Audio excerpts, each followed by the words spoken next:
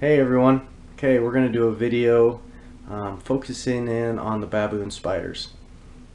This is going to be based off of my experience and off of my collection, and we're going to go a few different species, show you some different characteristics and looks of each one, and hopefully give you guys some good hints on a few different spiders and how to keep them and their kind of personalities.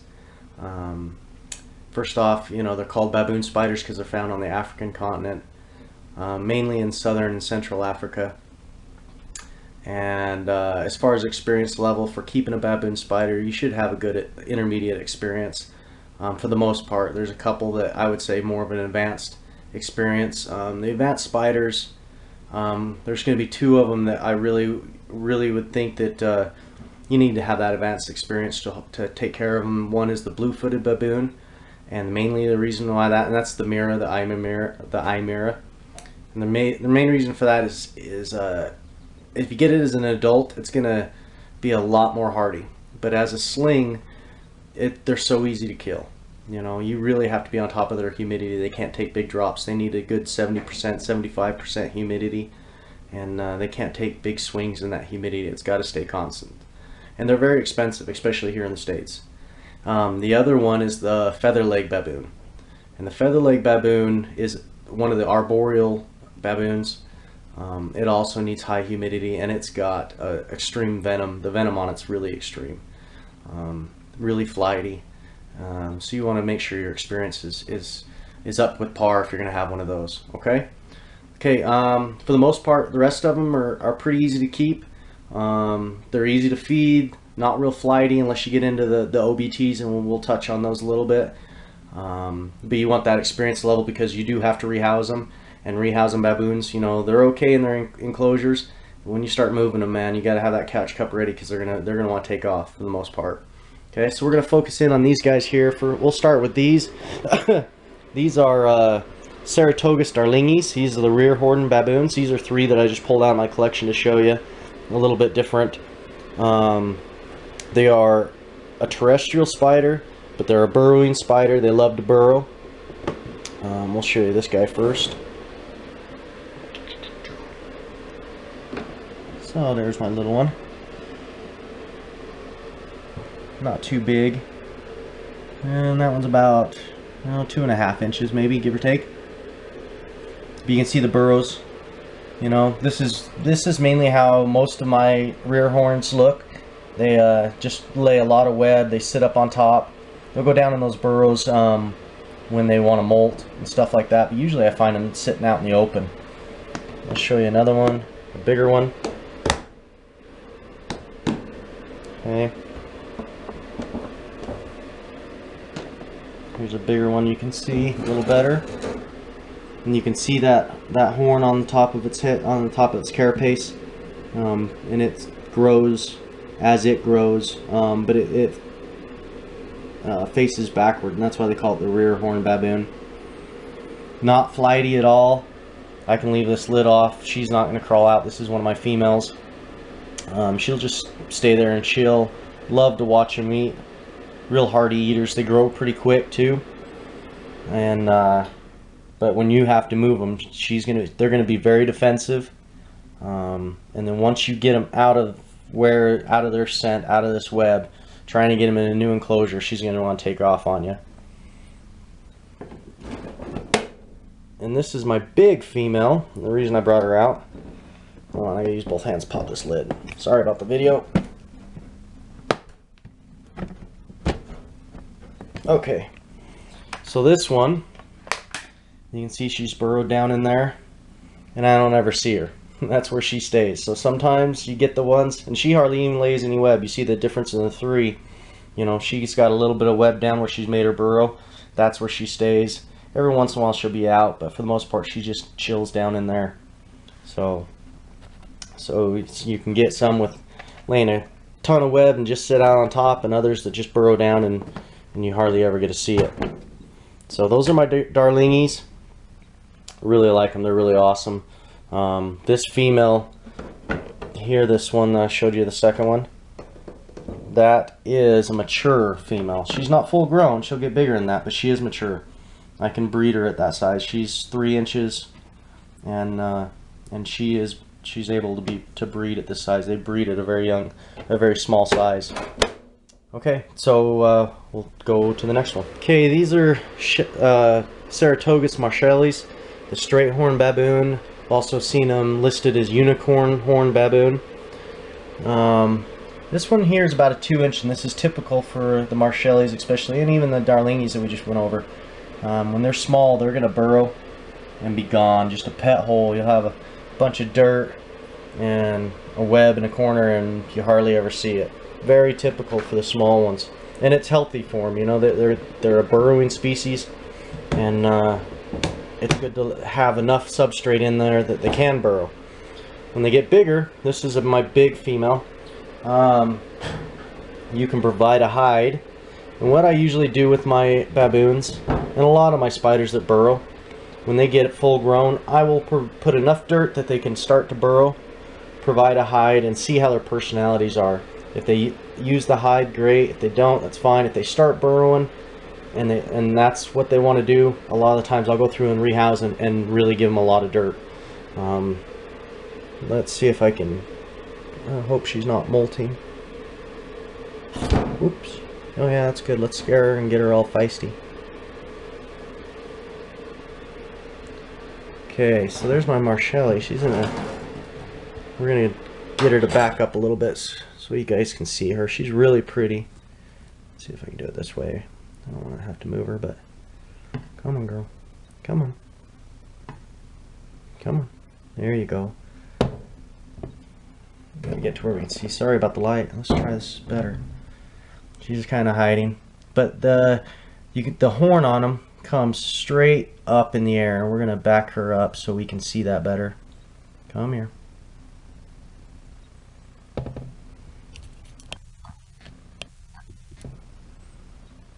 She kind of blends in on the video. I can see it really well, but as far as the video goes, she kind of blends in.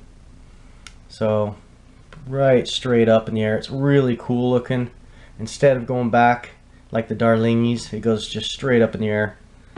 Very beautiful. And you can see her temperament. It's not too bad. You know, she hasn't struck at me yet. You know, and they get bigger a lot, and that goes with a lot of spiders. The bigger they get, the more calm they are. But she still is very defensive. I start trying to get her out of there, you know, try to rehouse her. She's going to get defensive with me. But she's not flighty. She's cool, just chilling in there. So not bad at all, pretty cool. And we'll do another one. Okay, this one is the Saratogus bechuanicus. I've seen it commonly named several different ways. The one I use is the burst horn, but I've also seen it listed as greater horn and I think curved horn too. So it's always good to buy your spiders with scientific names and not common names. Different colors. They got a lot of yellow in these. Very pretty colors. The horn's not as pronounced. Nice dark black spot. Let's see if I can get this camera to focus.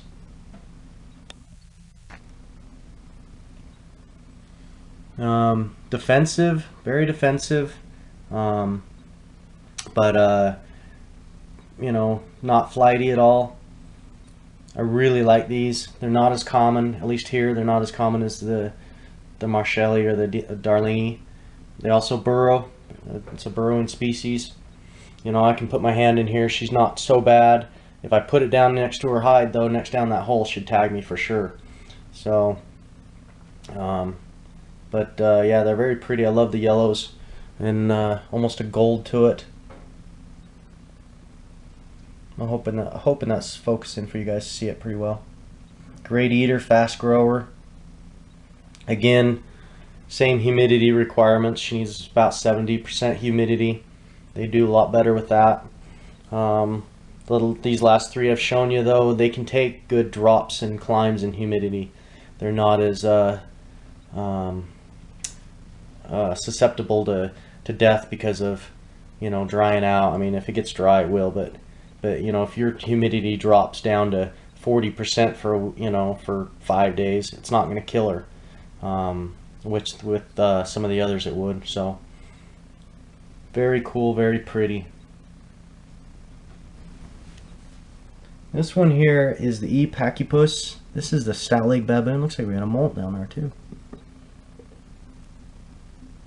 Pull that mold out real quick. I really think these guys are cool. They call them a stout leg baboon because their back two legs are very fuzzy and fat compared to all the rest of them. You see that? See if I can bring her out. They don't have the horn like the other baboons that we just saw, but you can see those two legs right there. They're just as fat as can be. I love it. It's beautiful. They're defensive. Let's move my finger out of the way. Let's see if I can get her to climb up onto this so we can see a good look at her. Come here. We'll go nice and easy.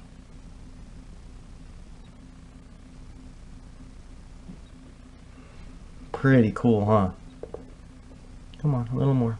Let's get those back legs up there. I try to be very gentle with all my tarantulas, but she's, I don't know how fresh she is. Ooh, I don't know how fresh she is with the molt, so I don't want to disturb her too much. I'll make her walk. But very pretty. Beautiful legs. They're also a burrowing species. She's always in a burrow. She's been, so we make sure we got tons of dirt for her.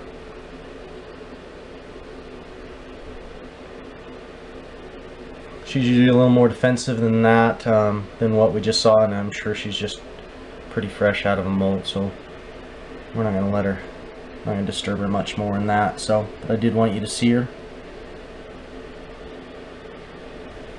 Alright, these, I got 3 of these next ones out because each one has a different kind of setup I want to show you. These ones are very common in the hobby, so you guys probably all know all about these. These are the P. marinus, the orange starburst baboons, most commonly referred to as the OBTs, the orange bitey things. Very common in the hobby. Biggest things with these are more on the upper end of the intermediate kind of skill level for having these guys. They're real hard to kill. I mean, these guys are hardy. They'll live through anything for the most part, but they're real flighty. So I got me a catch cup ready. Whenever you're dealing with OBTs, you want to have a catch cup. They're very defensive, but and they're flighty. They'll take off for the most. A lot of mine will. I got a few that are a little better, but so this female here, she's kind of dug down, not much web. She just kind of chills in this one corner. We just bred her last weekend, so she's about 3.5 inches and not too big. They can, I've seen a few of mine, like my male that hooked out a while back, he got like 6.5. He was huge leg span. This is a big female here. She's probably a good 5. But you can see there's not much web in here, and these are a heavy webbing species, so we'll get to a couple that web a little heavier. But she just prefers, she's usually chilling out up here, but right now she's dug down right there. Big, beautiful girl. She's big. She's got to be 5.5 at least. Real fast. They can climb anything. I mean, these guys are semi-arboreal. They can climb up the side of the glass enclosures and stay there all day. I mean, they're quick. But I keep them in the terrestrial setups. They like it really well. They don't really burrow much like all the rest of the ones we've seen. These guys aren't a big burrowing. Usually, I'm gonna have to use both hands. Sorry about the camera. Usually, what they do is make their webs and burrow inside their own webs. So we'll show you this girl. This girl does that for sure. If I can keep from her running away. There we go. So you see how she's made, I had a hide in there. She's webbed it. She burrows down in her own hide. Sorry. Yeah, so beautiful colors. I'm trying to not disturb her web and open that top, but yeah, you can just see the black and the orange, just gorgeous. But you always want to have a catch cup ready. Like I said, these guys can be quick and they can be really flighty. So you disturb them much, If I reached in there and touched her with a pair of tongs, if she didn't turn around and bite me, she would take off running. So we will shut that before she decides. That's good. Usually she, when I open the top, she usually takes off and tries to hide in her own webs. But get them as young slings and they'll just web up the whole enclosure of the whatever you got them in, and just have these intricate burrows going all over the place. Very cool species though, very beautiful. Okay, these two females, these two big girls, are king baboons. These are the P. mudicus. King baboons are very defensive. They're not flighty at all though, not at all. They're like the absolute opposite of the OVTs. These guys like to stand their ground. They will stand and fight. What's cool about the king baboons is that they also hiss. They'll make a hissing noise when they do their threat pose. Really cool to watch, really cool to see. You can see they're excavators, man. They just dig up everything. Both enclosures are all dug up. This cup was all buried at one time, and now she's dug it all up and webbed up a lot. They do burrow, but if you provide them with a hide, sorry, there's a jet flying over now. It's loud. If you provide them with a hide, usually they'll take the hide and won't burrow. But let's see if I can get one of them out. And I usually don't have to dig them out. Usually they will come walking out. They both maybe get close. Ooh, wow, that made me jump. That was quick. Usually they hiss and threat pose you first. Let's see if I can get her to come out some more. Come on, don't make me jump like that. It's too early in the morning for that. Come on out some more. Let's see you. Very beautiful. Here she comes. She's just hungry. We're gonna feed her.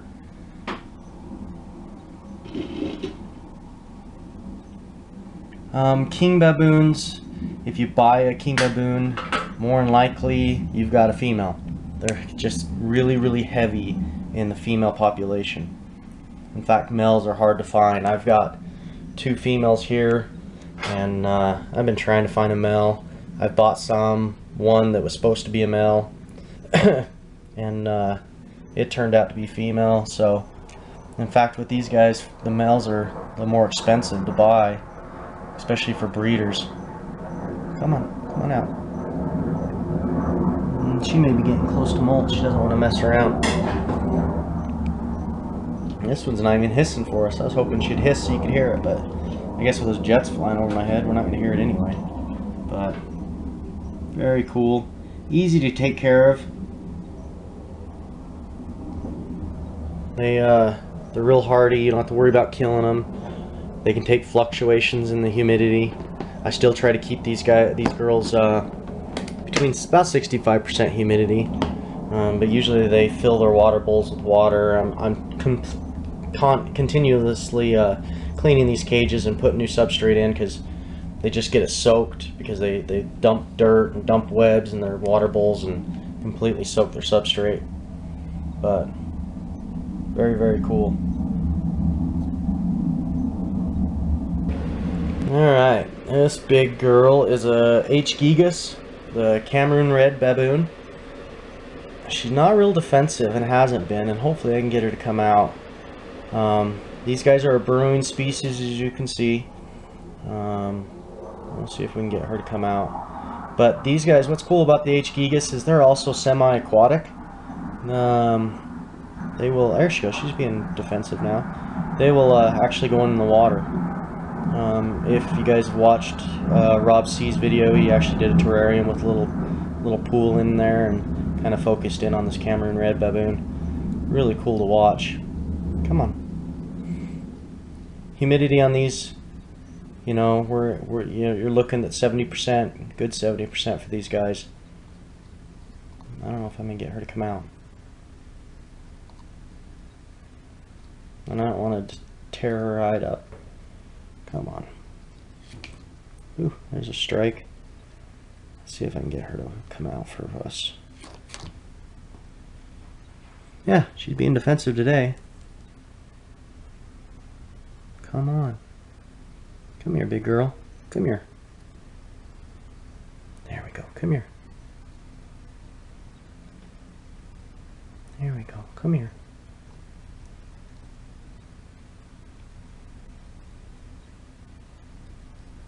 Come on, let us see you. Yeah, look at that big girl. She is big.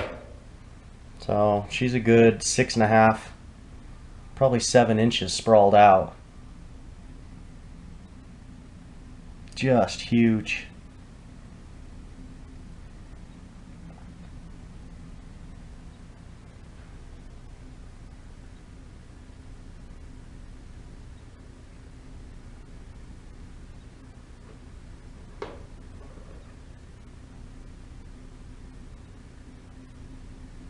Alright, well, she hasn't been flighty.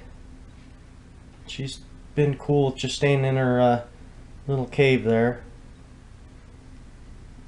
So, but we definitely don't want that big girl running on me. So we're going to put the lid on.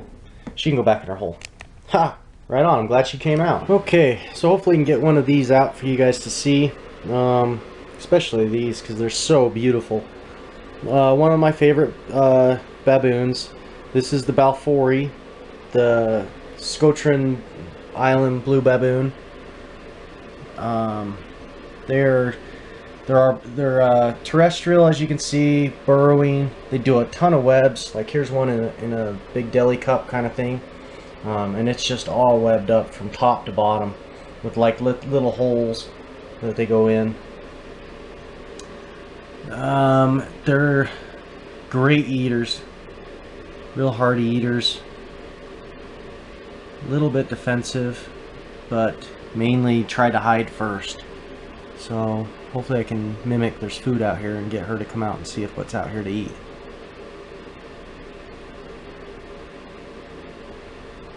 Come on, there's a cricket in your web. Come get it. Come get it.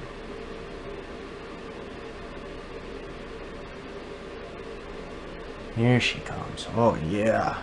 Beautiful. Beautiful. They don't get real big. But you can just see the blue and the tan. It's just a gorgeous spider. They can be a little flighty. They're really, really fast too. These guys can get up and move when they want to. I'm glad she came out.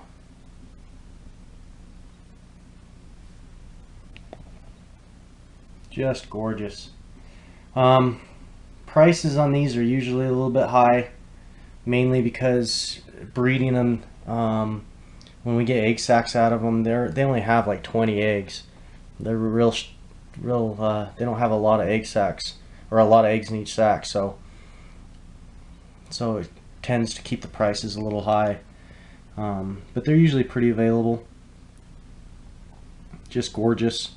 They're heavy in the male. So when you get a little one, you know, you got a good chance it's going to be a male. The females are not as many in each sac,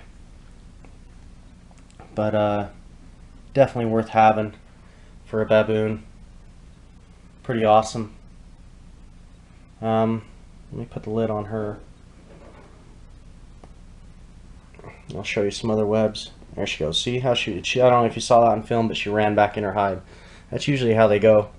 I'm going to set the camera down. I'll show you this one. This one's actually pretty big for this cup. I mean, it's a pretty wide cup, but it's amazing that there's such a big spider in this. I mean, they are small, but I mean, you know what I'm saying. See all that webbing? Just crazy. Just webs up everything. And she's down in here, you know, she webbed, there's a piece of hide in here, and she's webbed up all these holes down in each one. I just don't know where she's at. And she may be getting ready to molt. I haven't seen her for a couple days, so.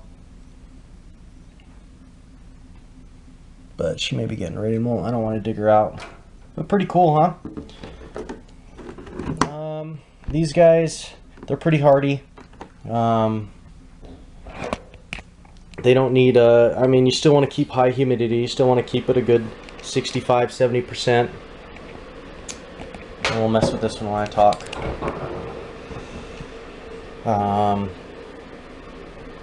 Give them plenty of room to dig and burrow. Deep substrate is best. I know this Deli Cup one didn't have a lot in it, but she's due for a change. But you want to make sure, and these are cups. These actually did cups, and that's the other one over here. Those are actually cups I buried in, and they're using that for hide, but they web up like the OBTs do. She may be getting ready to molt too. She's not there, and I can see a cricket in her water bowl I got to clean out. So I think she's getting ready to molt, or he. I don't know on that one. So pretty cool. I say that about all my baboons. I like them. I like the baboons. They're a cool kind of species. As you can see, there's lots of different colors, different personalities. I mean, they all seem a little defensive. So that's all. I think that's all my baboons I've got. Different species to show you. So out of the ones I've showed you, if you're going to start out, if it's going to be your very first baboon, I would start out probably with a king baboon. Really, they're defensive. They're really cool to see and hiss. You can hear them hiss and all that. They're hard to kill. They're hardy. They're a great baboon. Other than that, the Darlingis are really good. The Marshallies are really good. I'd start out with one of those three. I think my very first one was a Darlingi, but I sell a lot of king baboons. I really like them, and you know, more than likely you're going to get a female too. So get a sling. Don't pay the $250 or $300 for a female. You know, just get a sling for 30, 40 bucks. Raise it up. Chances are you got a female anyway, and you get the experience of rehousing it, of moving it from one enclosure to the other. They're not real flighty, so it is going to fight you to move, you know, but you need that experience. And then from there, you know, you go into the stout legs, the OBTs. You know, they're real flighty. They're a challenge sometimes, but they're gorgeous, beautiful spider, and very inexpensive. As far as baboons go, I think the OBTs are probably the least expensive on the market. And then as you get into a lot of the others, the burst horns are a little more pricey, but pretty cool. And then and like I said, then you get into the feather legs and the excuse me, and the blue-footed baboons. The blue-footed baboons are a great one to have, but if it's one of your first, if you haven't been working with them long, I try to find a juvie, a well-started juvie, just because the slings are so easy to kill. When I started getting into baboons, I think I killed more blue-footed baboons than any others, just because they're so easy. They just need that humidity to stay constant with them the whole time. A lot of substrate to burrow. And then if you get into the feather legs, you know, just all of them have a good bite. They're all got a pretty good potency to their venom, so you want to be careful and not get bit by any of them. But especially that feather leg. That feather leg's really got a pop to it. So there you go. I hope you guys enjoyed it. If you have any questions that I didn't touch on, I apologize, and leave a comment, and I'll try to address it. And appreciate it, guys. Have a good one.